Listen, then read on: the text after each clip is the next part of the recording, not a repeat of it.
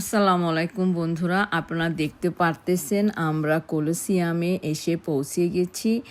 আর এটা Italy Rome শহরে।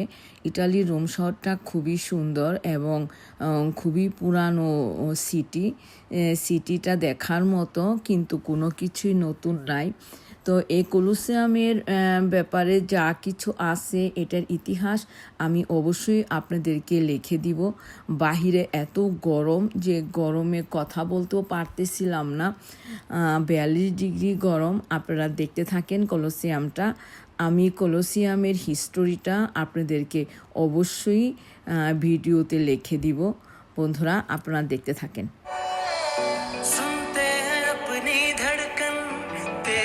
तड़पने में फर्क नहीं अब मेरे दिल के धड़कने में।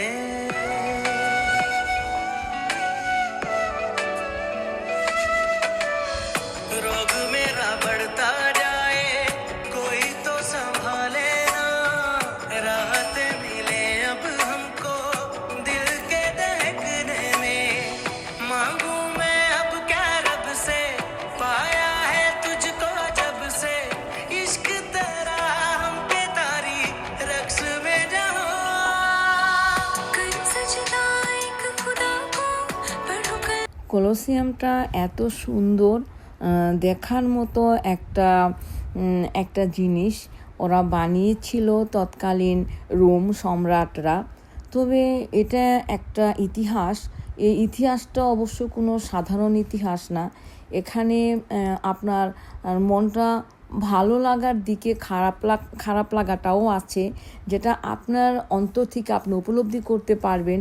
আমার কাছে মনে হয়েছিল যে এখানে কান্নার শব্দ ওয়ালে লেগে আছে এবং মানুষের রক্তের গন্ধ ওয়ালে লেগে আছে।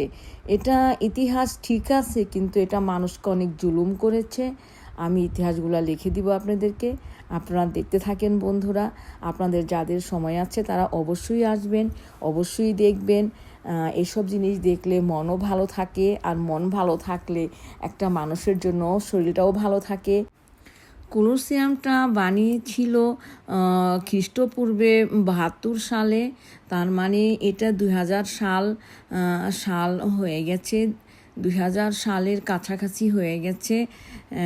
এটা এত পুরানো, আমি আজ পর্যন্ত আমার নজরে আমি এত পুরানো জিনিস দেখি নাই।